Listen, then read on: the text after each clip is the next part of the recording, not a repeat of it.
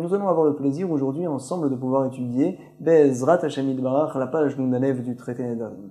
Précisément, nous sommes 3 lignes avant la fin de la page Nun, et donc, avant de voir des histoires peu communes, on va dire, on se doit toujours de se rappeler de la mise en garde des Chachamim. Ils viennent nous dire, attention, si jamais tu considères les Talmidei Chachamim des générations précédentes comme des anges, alors toi, tu es un homme. Si jamais tu les considères comme des hommes et pas plus, alors toi, tu peux être considéré comme un âne, chas v'shalom.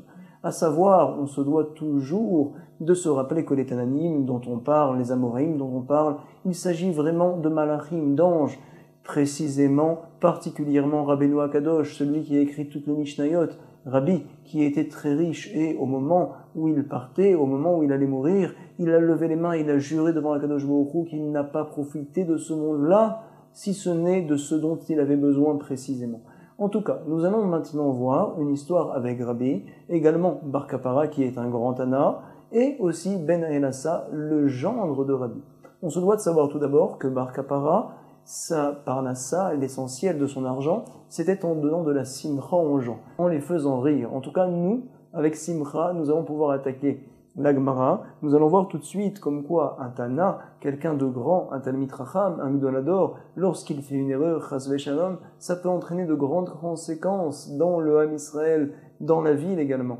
On a beaucoup d'exemples dans le chasse. En tout cas, nous rapporte la Gemara, comme quoi bien sûr Rabbi, on sait très bien qu'il était Nassi, c'était le prince d'Israël, et donc en tant que prince, il se devait toujours de se rappeler que le Ham Israël était en exil après la destruction du Beth Amikdash. Il se devait également de souffrir pour que Akadosh Baruch Hu fasse revenir le Ham Israël en Eretz Israël. Il a en effet à sa charge tout le peuple, tout le Ham, et donc le jour où il souriait, où il riait, Akadosh Baruch Hu envoyait une punition parmi le Ham Israël. Chas v'shalom. Nous dit la Gemara donc 3 lignes avant la fin de la page Nun au verso. Yoma de Mechayer Berebi, le jour où Rebi souriait, rigolait on va dire, Atia pour Anutal et Alma. Venait donc pour Anout une punition dans le Ham Israël, chas v'shalom. Bar Kapara, lui, par contre, avait une autre chita dans la vie. Il pensait que, Patach la pitra, bemile de bedichuta, on voit ça souvent dans la Gemara, les Tanaïm, les Amoraïm, quand ils disaient des enseignements très durs, ils commençaient par une blague, à savoir pour ouvrir le cœur, pour être potéar, le moar, on se doit des fois de rigoler. Pensez Bar Kapara, je me dois des fois de faire rire Rabbi. En tout cas, nous rapporte la Gemara, Yoma de Mechayer Berabi, Atia pour Anutal et Alma, comme nous avons dit, et sur ce, Amarle le Bar Kapara, lo tavdichan, je t'interdis Bar Kapara, toi qui es mon ami, de me faire rire, en aucun cas tu as le droit de faire une telle chose. Veyahivna lecha, arbaïn girive, chite. Si jamais tu ne me fais pas rire, toi ta parnassa c'est de faire rire les gens, tu as besoin d'argent, je vais te donner 40 sacs de blé pour pouvoir te nourrir toi et ta famille. Sur ce nous rapporte la Gemara. Amarle, voici la réponse de Bar Kapara, il était assez surprenant on va dire.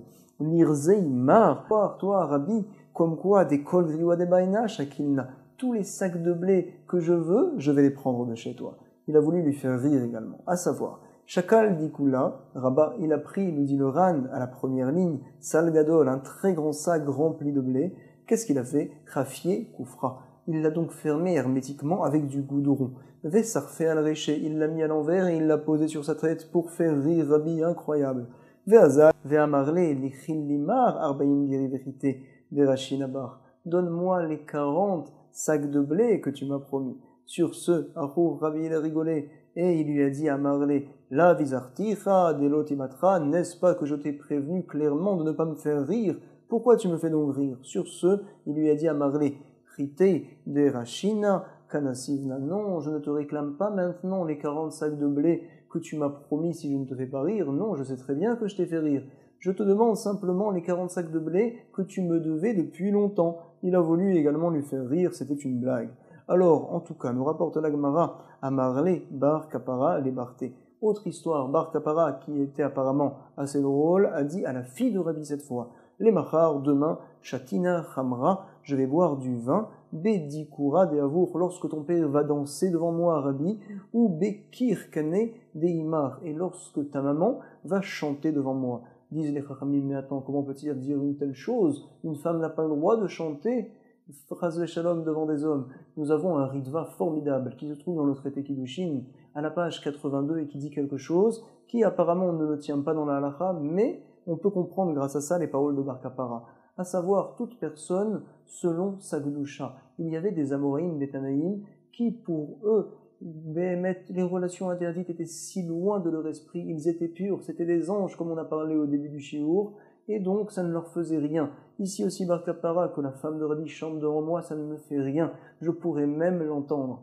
Nous savons qu'il y a une Gemara qui nous rapporte qu'un grand Amora, lorsqu'il y avait un mariage, il prenait la Kala, la fiancée, la mariée, et il la mettait sur ses épaules pour la faire danser. Et il nous dit la Gemara, pourquoi faisait-il une telle chose? Parce que pour lui, c'est comme s'il avait un sac de pommes de terre sur le dos. Et alors Bémet, ça ne lui faisait rien. Et la Gemara conclut, par contre, la halakha n'est pas comme ça. Nous devons tous de faire attention, même si on pense que ça nous fait rien. En tout cas, nous rapporte la Gemara que, finalement, Bar Kapara a dit à la fille de Rébi, tu sais, demain, je vais donc boire du vin lorsque ton père dansera devant moi et que ta mère chantera devant moi. Incroyable. Nous allons voir que l'histoire par la suite va ressembler à ce qu'il a prévu, à savoir Ben Elassa, Khatané des Rébi. Ben Elassa, c'était donc le gendre de Rébi. Il était très riche, Ve'achir Gadol aussi, c'était un grand Talmid Chacham, on le verra par la suite. Azmené, les Beiloula, bien sûr, il a été invité au mariage qu'a fait Rabbi pour son fils Rabbi Shimon, dont on a parlé lors du précédent enregistrement, à savoir que Rabbi a fait un grand mariage à son fils Rabbi Shimon et qu'il a donné 24 000 lingots d'or pour le mariage. Incroyable. En tout cas, la Gemara nous rapporte à Marlé Bar Kapara les Rabbi. Bar Kapara a dit à Rabbi, comment expliques-tu le pasouk où là-bas on parle des relations homosexuelles, chazvé shalom. C'est une interdiction à Issour de la Torah, et il est marqué là-bas Toeva. Cette action-là, elle est Toeva, apparemment dégoûtante. Qu'est-ce que ça veut dire? Kol de Amarle Rebi. Comment Rebi va expliquer le mot Toeva? Nous dit la Gemara, Kol de Amarle Rebi, de Achin hu Toeva. Tout ce que Rabbi venait lui expliquer, qu'est-ce que ça veut dire le mot Toeva? Quelle est donc l'origine de ce mot-là? Par Bar Kapara. Bar Kapara a repoussé les explications jusqu'à ce que Amarle parché at. Rabbi lui a dit, je veux que toi, Bar Kapara, tu m'expliques ce que ça veut dire Toeva. Et sur ce, il lui a dit, Amarle, Titi de Beitri, je veux que vienne Titi de Beitri, ta femme, Bait c'est la maison, c'est également la femme, Tirmeni Natla, et qu'elle m'apporte Natla un verre, un cli. Atat, elle est venue, et Ramele, elle lui a donné un verre, la femme de Rabbi lui a passé un verre, incroyable, elle lui a mis du vin également. Et sur ce, Amarle, les Rabbi, il a dit Bar Kapara, plus que ça, je veux également, toi Rabbi, que tu te lèves, koum, rekodeli, et que tu danses devant moi. Et là, je vais te dire ce que ça veut dire Toeva. Voici tout ce qu'il a fait pour le mariage, pour également être Mesameach, Khatan Vekala. On se doit bien sûr de mettre beaucoup d'ambiance lorsqu'il y a un mariage, c'est une mitzvah. Des Emor, lach, achi, amar rachmana. Dit Bar Kapara, comme ça la Torah explique, Toeva, à savoir, Toe, ata, ba. Toe, tu te dévies, on va dire, ba, de ta femme, à savoir quelqu'un qui a une relation homosexuelle, alors il a délaissé les plaisirs normaux que peut avoir un homme avec sa femme, des plaisirs permis et obligatoires du reste, pour aller chercher des plaisirs tout à fait bizarres et dégoûtants, les plaisirs homosexuels, chazvé shalom, les kissé acharine pour aller prendre, pour aller boire un autre verre, on va dire. Amarle, maï tevel. Il a continué Bar Kapara et lui a dit, que veut dire le pasouk tevel? On sait que tevel est employé dans le pasouk où une femme a une relation avec un animal, chazvé shalom, et qu'elle est donc chayav mita. Qu'est-ce que ça veut dire ce mot-là, tevel? Taf bet lamed. Sur ce, il lui a dit à Marlé, qui ainyana kedemae. Il lui a donné toutes les réponses précédentes pour essayer d'expliquer ce que ça veut dire tevel.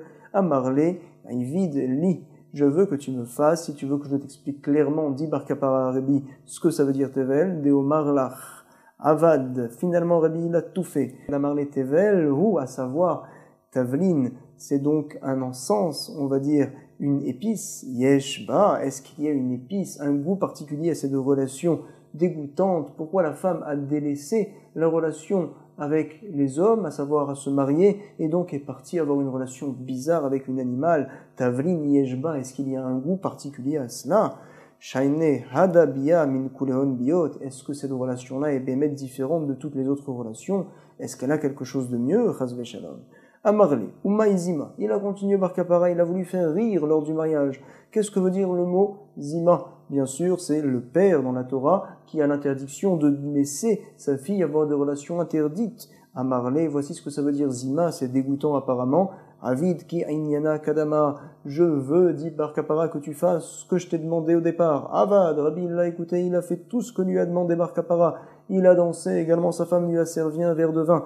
Mais Amarle lui a expliqué zima, ça veut dire zumahi, à savoir zé, c'est donc démonstratif. Ma, c'est une interrogation. Qu'est-ce que c'est? Zumahi. En général, quand une femme a beaucoup de relations, elle tombe enceinte, et l'enfant, on ne sait pas qui est le père. Zumahi, voici ce que ça peut entraîner. Lo yachil ben el asa, les misbal. On sait que Ben el asa, dont on a parlé au départ, le khatan, le gendre de Rébi, n'a pas supporté que Rébi, son beau-père, soit, on va dire, dans une situation aussi honteuse. Alors donc, qu'est-ce qu'il a fait? Il a quitté la salle. Kam venaf. Nous dit la Gemara, Kam venafak ou veintete. Il s'est levé et il est sorti nafak et il a pris également sa femme. Incroyable. Puisqu'on parle de l'El Assa, la Gemara va nous rapporter Maï ben El Assa. Puisque l'on parle donc de Ben El Assa, le gendre de Rabbi, nous allons rapporter une histoire à son sujet d'Etania. L'Olechinam Pizer Ben El Assa et Maotav. Ça n'est pas pour rien que Ben El Assa a dépensé beaucoup d'argent. C'était pour apprendre la coiffure qu'avait le Kohen Gadol. Et là, les Harod Baen Tisporet chez le Kohen Gadol. Nous avons en effet un pasouk que l'on peut trouver dans Yecheskel Mem Dalet, et nous allons du reste le lire ensemble et le traduire. Verosham, nous dit Yecheskel, lo yegalechu, ils n'auront pas le droit de couper les cheveux qu'ils ont sur la tête. Et également, Vepera, lo yeshanchu, ils n'auront pas le droit d'avoir des cheveux longs. Beskesum yirsemenu ed rochehem. Ils devront donc tailler leur coiffure. Je vais vous lire précisément la traduction en français. Ils ne devront ni raser leur chevelure, ni la laisser croître inculte. Ils devront la tailler, tout simplement. Tailler donc sa chevelure, pour le Kohen Gadol, c'est quoi? Va nous expliquer la Gemara. Tana, qui est une lulina. Ça doit être comme une lulina. Et donc, maïlulinit, nous dit la Gemara. Amar Rav Yehuda, tisparta yechideta. C'est une coiffure spéciale, particulière, qu'on ne trouve nulle part. Echidame, à quoi ça ressemble? Amarava, rocho shenze, betsad ikaro shenze. Le bout du cheveu doit être collé à la racine du cheveu qui est à côté, tout simplement. Ve'ayenu tisporet chez le Kohen Gadol. C'est ça la coiffure qu'avait le Kohen Gadol, et c'est ça dont on parle, comme quoi le Kohen Gadol doit tailler ses cheveux. En tout cas, nous allons non pas tailler, mais expliquer précisément les mots de la Gemara par la suite. On avait dit Bedla Tarimutsa, lorsqu'une personne s'interdit de manger tout plat cuisiné, alors la Dla Tarimutsa, il a le droit de la manger, parce que ce n'est pas un plat, bien qu'étant cuit dans une marmite apparemment, qu'on mange avec du pain. Maïdela Tarimutsa. Amar Shmuel Kra, Kero Kozai. Quel est donc la Delat, le potiron Remutsa? C'est donc un potiron qui vient de Karkozai. Dremutsa, c'est-à-dire donc un lieu particulier. Ravashi n'est pas d'accord. Il nous dit Delaat Atemuna Beremetz. C'est un potiron qui est tamoun, qui est enfoui dans du remetz, dans des braises, tout simplement. La Gemara va apporter une preuve que la vraie réponse, la vraie explication, c'est celle de Shmuel, à savoir que Deluat Saremutsa, c'est le Kra Karkuzae. C'est une Delaat, un potiron qui vient d'un endroit particulier. Pourquoi? On connaît bien sûr le Issour de Kilaïm. On n'a pas le droit de planter deux aliments, deux légumes, l'un à côté de l'autre, parce que les racines vont s'emmêler. Ravina va rapporter une preuve à Ravashi. Itivé Ravina le Ravashi. Il est marqué là-bas au sujet du Issour Kilaïm. Rabbi Nehemia Omer Delaat Armit, hi Delaat Amitzrit. Qu'est-ce qu'on appelle Delaat Aramit? C'est la Delaat, le potiron qui vient d'Égypte, tout simplement. Et donc, nous n'avons pas le droit de le planter avec le potiron qui vient de Yavan, de Grèce. Kilaïm, im, ayevanit. Également, kilaïm, im, arimutsa. C'est donc considéré comme un mélange si jamais je le plante à côté du potiron qui est remutsa. On voit que le potiron arimutsa, la delaat arimutsa, c'est un potiron qui vient d'un endroit particulier. Forcément, nous repoussons ce qu'avait dit Ravashi. Delaat arimutsa, c'est comme nous a expliqué Shmuel, à savoir kera kuzai, une delaat qui vient d'un endroit particulier. En tout cas, prochaine Mishnah. Anoder mimaase kedera, une personne qui s'interdit de manger toute nourriture, maase kedera, qui est cuit dans une marmite. Alors on lui dit, en asur et la mimaase ratarta. Tu n'as pas le droit de manger uniquement maase ratarta, des plats qui sont très bien cuits dans la marmite. Par contre, aval, konam, ayored la kedera, une personne qui s'interdit toute nourriture qui rentre dans la marmite. Alors là, c'est plus général cette fois. Chez Anitoem, il n'a pas le droit de les goûter. Asur bekol anaasa bagdera, il n'a pas le droit de manger toute nourriture qui est faite dans l'agdera, dans la marmite, même si elle n'a pas été bien cuite là. Nous allons rapporter une braïta avec de nouveaux dinim, à savoir, nous sommes cette ligne avant la fin du recto de la page d'Onalef. Tania, à la Gemara, Anoder mina yored l'agdera, une personne qui s'interdit toute nourriture, qui rentre dans l'agdera, qui descend dans l'agdera dans la marmite, Assour beyored la elfas, il n'a pas le droit de profiter d'une nourriture qui est yored, qui descend dans le ilfas, dans la poêle. Pourquoi? Quel rapport? Shekvar yarad l'agdera, en général, il cuisait la nourriture dans la marmite, par la suite, il la mettait dans la poêle. Donc toute nourriture qui était dans la poêle, au départ, elle était bien sûr dans la marmite, il n'a pas le droit d'en profiter. Kodem chez yored la elfas. Si jamais mina yored la elfas, il s'interdit de manger toute nourriture qui est sur la poêle. Alors, mutar beyored l'agdera, il peut manger ce qui a été mis dans l'agdera, dans la marmite, parce que ce n'est pas encore arrivé à la poêle. Et donc nous relisons ça dans les mots minana se bagdera, mutar benase bailfas, minana se bailfas, mutar benase bagdera. La Mishnah continue et nous dit, tu sais, anoder mina yored la tanour, une personne qui s'interdit de manger une nourriture qui descend dans le four. Qu'est-ce que l'on met dans le four? À l'époque, tout était au-dessus du four. Il n'y a que le pain que l'on collait à l'intérieur du four, dans les parois du four. En assour et la bépat. Forcément, il n'a pas le droit de manger uniquement le pain. Si par contre, il a dit différemment, veimamar, kol naase tanour, toute nourriture, toute chose qui a été faite avec le four, alaï, je m'interdis, assour bekolana se betanour. Effectivement, toute nourriture qui est donc cuite sur le four, il n'aura pas le droit d'en profiter, il ne pourra pas en manger.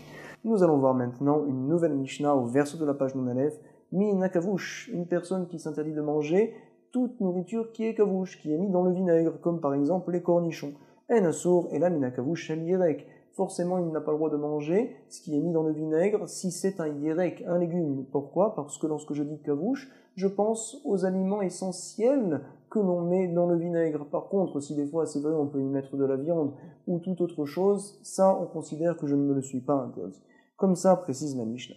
Lorsque la personne dit par contre, kavush chez Anitoem, je m'interdis un kavush chez Anitoem que je goûte. Alors là, on dira du fait qu'il n'a pas dit ha kavush, ce qui est mis dans le vinaigre spécialement, alors donc il vient dire généralement je m'interdis à toute nourriture qui est faite avec du vinaigre, qui est mis dans le vinaigre. Comme ça nous explique Ran. Nous allons donc lire le Ran, c'est le premier Ran.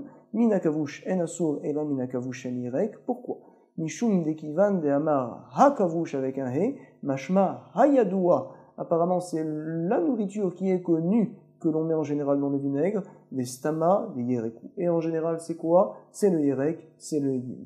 Le Tosfot n'est pas d'accord et également nous allons avoir le plaisir de pouvoir le lire. Vient nous dire Tosfot. C'est donc le premier. Konam minakavush chez amar konam kavush alai. Et no asur et la bekavush shel yerek. Il n'a d'interdiction de manger que les légumes qui sont mis dans le vinaigre. Pourquoi? Aval kavush et anitoem, nous précise Tosfot, s'il a dit la nourriture, le kavush qui est mis dans le vinaigre que je goûte, je ne pourrai pas le goûter, c'est des mots en plus. Kivan chez amar chez anitoem, asur bekol kevushim. Du fait que la personne a rajouté des mots chez Anitoem, ça veut dire qu'il vient également rajouter des interdictions. Il s'interdit toute nourriture qui est mise dans le vinaigre. On relit la Mishnah tout d'abord. Minakavush en asur et la minakavush shel yerek. Par contre, lorsqu'il dit kavush chez Anitoem, il a l'interdiction de manger toute nourriture qui est mise dans le vinaigre, asur bekol avushim. Parfait. Nous allons parler maintenant de chalouk. Certains expliquent, comme on l'avait vu au départ, que chalouk, c'est un plat qui a été à moitié cuit. D'autres disent c'est un plat qui est très cuit. En tout cas, Eno Assour est là, Mina chalouk, Shel Bassar, puisqu'il a précisé selon le Ran, Ha chalouk, la chose qu'on a l'habitude d'être cholek, c'est de la viande en général. Et les autres nourritures que l'on est cholek, que l'on cuit à moitié, ces choses-là, il pourra en profiter.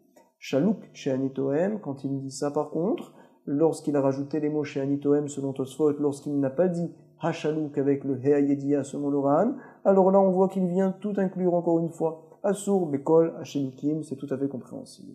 Va nous dire la Gemara, Amar li Ravacha, fils de Ravavia, il a dit à Ravashi.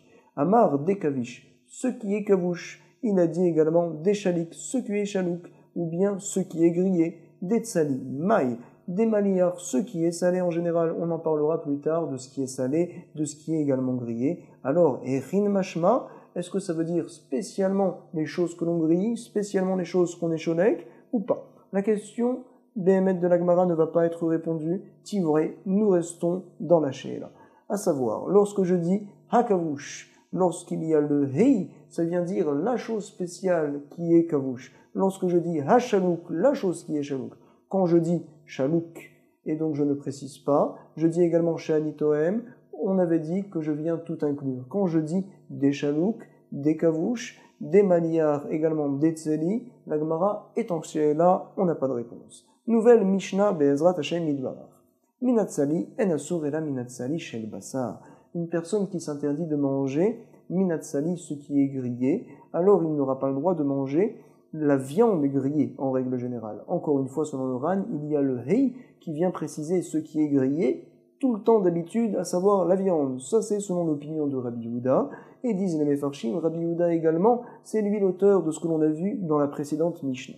Lorsque la personne dit Sali, She'ani Tohem, le grillé que je goûte, encore une fois, il n'a pas le droit de manger toute nourriture qui est grillée en règle générale. Asur bekolat snoim. Min hamaliar, ce qui est salé. Hamaliar. En asur et la min hamaliar sheldag. Qu'est-ce que l'on sait en règle générale beaucoup? C'est le poisson. Pour lui donner du goût, le daktafel, c'est immangeable. Un poisson qui est sans sel, c'est immangeable, rapporte la Gemara dans le traité Shabbat.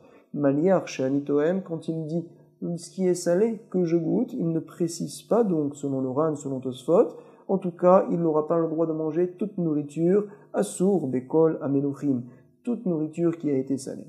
La Mishnah nous rapporte un autre dîme. Dag, dagim, une personne qui dit poisson au singulier, poisson au pluriel, she'ani tohem, que je goûte, alors quel sera le din? Assour bahen. Il n'a pas le droit de manger des poissons, bien sûr, que les poissons soient grands ou bien petits. Assour bahen, ben gedolim, ben ketalim. Certains expliquent le Ran, pourquoi il s'est interdit finalement tous les poissons, du fait qu'il est dit dag, dagim. Dag au singulier, dagim au pluriel. Apparemment, tu viens rajouter, tu viens montrer que tous les poissons te sont interdits. Tosfot, lui, n'est pas d'accord. Il explique que la personne ait dit dag au singulier ou qu'elle ait dit dagim au pluriel. Quoi qu'il arrive, le din sera le même. Il ne pourra en effet ni manger de gros poissons, ni manger des petits. Ben meluchim, ben felim, que les poissons soient salés, ou bien qu'ils soient sans sel, c'est ce qu'on appelle tafel. Ben chaim, qu'ils soient crus, ben levushalim, ou bien qu'ils soient cuits, il ne pourra en profiter. Et par contre, vemutar, betarit terufa, nous précise le Tosfot, comme quoi tarit, c'est ce qu'on appelle tunina en araméen, à savoir c'est le thon. Il aura par contre le droit de pouvoir manger le thon terufa mélangé et écrasé, on va dire. Parce qu'une personne, lorsqu'elle s'interdit un poisson, c'est un poisson entier, non pas un gros poisson, le thon qu'on a l'habitude d'écraser. Également, la personne aura le droit de manger tsir. Également, la personne aura le droit de profiter de tsir. C'est une espèce de jus qui sort, qui est dégagé du corps de la bête lorsqu'on l'a pêché. Et donc, ce jus-là, il pourra le manger. Il n'a pas le droit uniquement de manger le poisson, mais son jus, il pourra en profiter. Anoder minat tsachana, asur betarit. Qu'est-ce que c'est un tsachana? Nous allons en parler par la suite également. Tsachana, c'est un mélange de poissons. Des fois, il y a des petits poissons, des gros poissons. On est au ref, on remue ça dans une marmite. Et donc, également, il n'aura pas le droit de manger tarit terufa, le thon écrasé, parce que des fois, ce thon-là, on le met au milieu de la tsachana. Vemutar betsir, par contre, le tsir, c'est ce jus-là particulier, il aura le droit de pouvoir en profiter, ça ne fait pas partie de tsachana. Ou bemourias, c'est quoi le mourias? C'est une autre graisse qui sort du poisson. Anoder mitarit terufa. Une personne, cette fois, qui s'interdit, tarit terufa, c'est le thon que l'on a l'habitude d'écraser, bien sûr. Alors, il ne pourra pas profiter des différentes chaumanes, des différentes graisses qui se dégagent du poisson. Parce que, on va dire, en général, on a l'habitude de manger le thon écrasé avec ces graisses-là. Assour, betsir ou bemourias. Parfait. Nous allons avoir le plaisir de pouvoir commencer la Gemara. Nous sommes précisément 8 lignes avant la fin des petites lignes. Et donc, une braïta nous rapporte, Rabbi Shimon ben Eliezer Omer, Dag she'ani tohem, une personne qui dit, le poisson que je goûte. Alors, quel sera le din? Assour begdolim, vemutar bektanim. Lui, selon Tosfot, n'est pas d'accord. Lorsque l'on dit que le mot dag, alors, Behemet, on ne s'interdit uniquement que les gros poissons, et non pas les petits. Selon le Ran, nous allons dire que ce Tana-là est d'accord en effet avec notre Mishnah, à savoir uniquement lorsque je précise dag, dagim, singulier et pluriel, là je m'interdis les deux poissons. Par contre, quand je dis dag, au singulier, en général, un poisson, dag, c'est un gros poisson. Alors donc, à Begdolim, il ne pourra manger les gros poissons, par contre les petits poissons, il pourra les manger. En effet, quand on parle de petits poissons, on parle au pluriel, ils sont toujours mangés, plusieurs à la fois. Daga, she'ani tohem, si par contre la personne dit daga, à savoir les poissons en règle générale, comme ça on dit, assour, bektanim, il ne pourra pas manger les petits poissons, par contre les gros, ça sera oui permis. Dag Daga, lorsqu'il dit les deux mots, par contre, chez Anitoem, là, Assour, Ben Begdolim, Ben Bektalim, qu'il soit grand ou qu'il soit petit, ces poissons-là, il ne pourra en profiter. Pachout. Amarle Rafapal et Abaye. Mimaï des Dag, chez Anitoem, Gadol.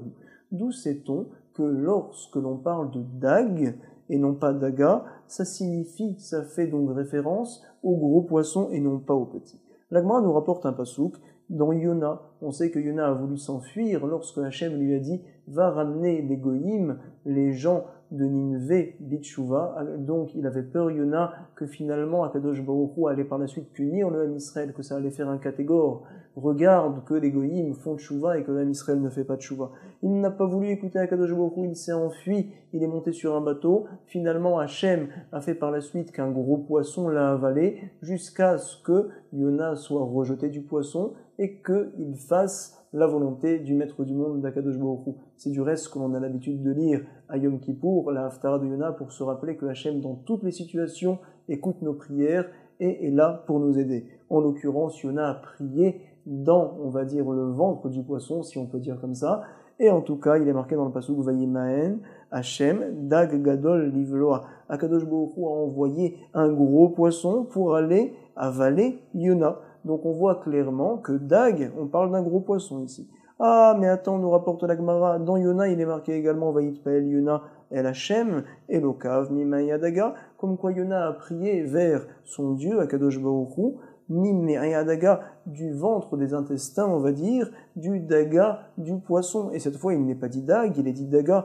En général, on a dit que Daga, ça fait référence au petit poisson. La Gemara nous répond, ne t'inquiète pas. Ha, Lokashia. Dilma, peut-être pourrait-on dire, Palté Dagadol, c'est un grand poisson qu'il avait avalé au départ. Par la suite, Palté, il l'a rejeté, il l'a vomi, entre guillemets, Vebalre, Dagkatan, et par la suite, c'est un petit poisson qu'il a avalé. Incroyable. Et là, nous dit la Gemara, Vehaddaga, Asher Bayeor Meta. Il est marqué dans Shemot, lors de la première plaie, quand les eaux sont transformées en sang, alors tous les poissons dans le fleuve, dans le Yeor, est mort. Vehaddaga, Asher Bayeor Meta. Il est marqué donc, Ketanim Metu, Gedolim lo Metu. Comment peux-tu dire, selon ton explication, que les petits poissons Daga sont morts, mais les gros poissons ne sont pas morts? Ce n'est pas possible. Tous les poissons sont morts. Donc forcément, Daga, ça ne parle pas spécialement de petits poissons. Et là, finalement, nous dit la Gemara, Daga, Mashmak Dolim, Mashmak Tanim. Quand je dis le mot Daga, alors ça parle de petits et de grands poissons. Également au sujet de Yona, quand on parlait de Daga, on parlait également d'un grand poisson, sans aucun problème. Comme ça nous dit la Gemara. Ou Benedarim, alors pourquoi ici, lorsque la personne dit Daga, elle ne s'interdit que les petits poissons? Parce que ici, dans les Nedarim, on ne regarde pas, on ne fait pas référence au Lachon que la Torah emploie. On fait référence au Lachon des gens en règle générale. Quand Réhouven fait un vœu et qu'il s'interdit Daga, alors nous comprenons que Daga c'est les petits poissons, parce que comme ça les gens au marché en général ont l'habitude d'appeler les petits poissons Daga. Les grands poissons par contre, ils l'appellent Dag, comme ça nous dit la Gemara ou Benedarim, Alach, Achar, Lachon, Bene Adam. Nous sommes aux 2 points, 4 lignes avant la fin, nous avions dit dans la Mishnah également, Anoder mi natsachana, une personne qui s'interdit, le tsachana, c'était donc plusieurs poissons mélangés l'un à l'autre, beaucoup de petits poissons et également du thon écrasé. On avait dit que cette personne-là ne pourrait pas profiter, manger du thon écrasé. Nous allons relire ces mots-là tout d'abord dans la Mishnah, Anoder mi natsachana, Assour betarit terufa, il n'a pas le droit de manger le thon, et par contre il a le droit de profiter des différentes graisses des poissons, à savoir le tsir et le mourias. Amar le ravina, le ravashi. Amar arealai tsirin mai. Lorsque la personne ne dit pas tsachana, il dit tsirin, quel sera le din dans ce cas-là? Est-ce que également il vient s'interdire ou pas? Nous allons préciser quelle est la question de la Gemara ici. Nous allons ensemble lire le Ran, qui se trouve 5 lignes avant la fin. Amar alai tsirin mai, mimitzar betsir bemourias. Va-t-on dire peut-être du fait qu'il est dit tsirin au pluriel et non pas tsachana, la personne vient rajouter et vient s'interdire également le tsir et les mourias, ces 2 graisses. Ou bien peut-être que non. Olo. Mishum achi, mikrodagim ketanim, kevushim tsachana. Pourquoi nous appelons en règle générale tsachana les petits poissons qui sont mis dans le vinaigre et qui sont mélangés? Mipne sheatzir ayotse mehen, parce que le tsir, le jus qui se dégage de ces poissons-là, rechonodef, a une très mauvaise odeur. Milachon vata'al tsachanta, et donc il est marqué dans le passouk, quand on parle d'une mauvaise odeur, le mot tsachana. C'est la raison pour laquelle on appelle tsachana les petits poissons mélangés au vinaigre qui dégagent une mauvaise odeur, une forte odeur, on va dire, comme par exemple le hareng, on sait que c'est une odeur très dure, si vous aimez en tout cas la brioute. Umibayele, i amar tzichin. Et donc la question que l'on se pose nous rapporte le Ran, si la personne dit tzichin au pluriel des mashma ribouille, peut-être vient-il rajouter, imishtama benami, tzir et mourias olo. Peut-être vient-il également inclure le tzir et le mourias, il vient se les interdire, ou bien peut-être que nous dit la Gemara, tivré, c'est une bonne question, on restera sur la question. En tout cas, j'espère que nous, on ne restera pas sur cette étude-là et qu'on aura le plaisir de pouvoir réviser et reprendre la page d'Ezrat Hashem. En tout cas, j'espère que vous pourrez revoir la traduction dans les mots que l'on va faire dans un autre enregistrement et également reprendre les devoirs. Toda Rabba, Kol Tuv, Ve'atzlacha, Rabba.